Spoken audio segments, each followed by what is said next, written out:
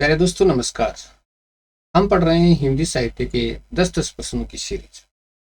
और दोस्तों वास्तव में आप हिंदी साहित्य की तैयारी करते हैं तो चैनल को सब्सक्राइब कर लीजिए, और नहीं करते हैं तो कोई बात नहीं है, इस चैनल को सब्सक्राइब मत कीजिए। लेकिन फिर भी सब्सक्राइब करने से आपको तैयारी में फायदा ही मिलेगा, नुकसान नहीं मिलेगा।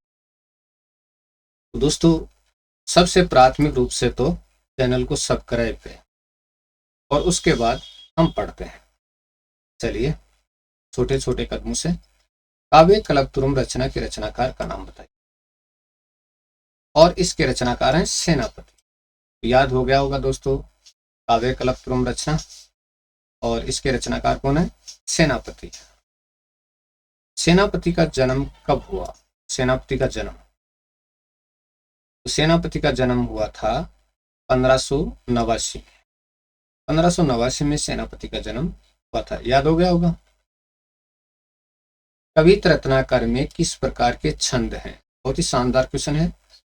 कवित्र रत्नाकर में भक्ति भाव के छंद है। तो कवित्र रत्नाकर जो सेनापति का ग्रंथ है उसमें भक्ति भाव से संबंधित क्या है? छंद है।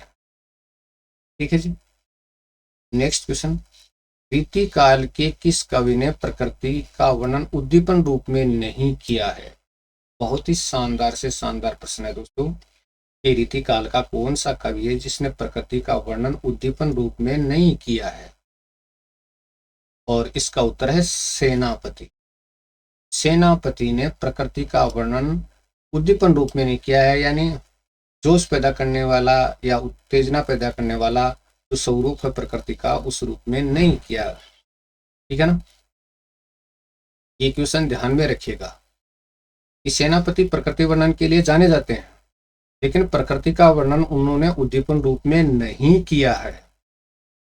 या नहीं किया है, ये ध्यान रखिए। चलिए, प्रकृति वर्णन के लिए रीतिकाल के कौन से कवि प्रसिद्ध हैं? तो यहां पर हम कर देते हैं कवि, तो कई नहीं, हम कर देते हैं कवि। और ये कवि प्रसिद्ध हैं कौन? उत्तर आपके सामने हाजिर हो, तब तक आप कयास लगा लीजिएगा कि कौन से कवि प्रसिद्ध हैं, क्योंकि अभी अभी हमने जिक्र किया है प्रकृति वर्णन के लिए रीतिकाल के कौन से कवि प्रसिद्ध हैं। तो इसका उत्तर है सेनापति। ठीक है जी।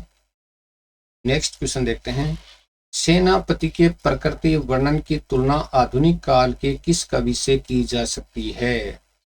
तो सेनापति का जो प्रकृति वर्णन है उसकी तुलना आधुनिक काल के कौन से कवि से की जा सकती है? आधुनिक काल का कौन सा कवि है जिससे सेनापति के प्रकृति वर्णन की तुलना की जा सकती है? तो वो है श्रीधर पाठक से। श्रीधर पाठक से की जा सकती है। आधुनिक काल का जो कवि है वो, ये श्रीधर पाठक भी प्रकृति वर्णन के लिए प्रसिद्ध है। देखिए, बहुत ही शानदार कथन है आपके सामने। राम कैसो जस अग्ध उर्ग गगन है। बहुत ही शानदार पंक्ति है। राम कैसो जस अध उर्ध है गगन है, अध उर्ध गगन है। ये पंक्ति किस कवि की? राम कैसो जस अध उर्ध गगन है, और ये पंक्ति है सेनापति। याद रख लीजिएगा दोस्तों, राम कैसो जस अध उर्ध गगन है, ये पंक्ति सेनापति की। नेक्स्ट है, भूषण को भूषण की उपाधि किसने दी थी? वीरस के कवि भूषण को भूषण की उपाधि किसने दी थी?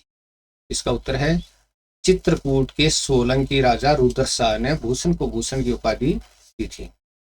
तो चित्रकूट के सोलंकी राजा थे रुद्रशाह है, उन्होंने भूषण को भूषण की उपाधि दी थी। चलिए, अगला प्रश्न है, कवि प्रिया, रसिक प्रिया, रामचंद्रिका, वीर सिंह चरित, विज्ञान गीता, रतन बावनी और जहांगीर जस चंद्रिका ग्रंथों के रचनाकार का नाम बताइए। कवि प्रिया, रसिक प्रिया, रामचंद्रिका, वीर सिंह चरित्र, विज्ञान गीता, रतन बावनी, जहांगीर जस चंद्रिका ग्रंथों के रचनाकार का नाम बताइए। याद आ गया होगा दोस्तों, कवि प्रिया, रसिक प्रिया, रामचंद्रिका, वीर सिंह चरित, विज्ञान गीता, रतन बावनी और जहांगीर जस चंद्रिका। इनमें से एक भी याद हो तो हमें यानी याद हो जाता है कि इसकी रचना है। तो ये दोस्तों रचनाकार हैं केशव दास। तो ये केशव दास की रचनाएं हैं। तो अगले छठे अंक में हम और 10 प्रश्न देखेंगे। तब तक कीजिए इंतजार और मिलते हैं। और अगर वीडियो आपको पसंद आता है तो लाइक का बटन दबा दो यार। अरे भाई इतनी देर मत लगाओ, दबा दो लाइक का बटन, अपना वीडियो भी ग्रो कर जाए। ठीक है, नहीं दबाते हो तो पड़ा रहेगा।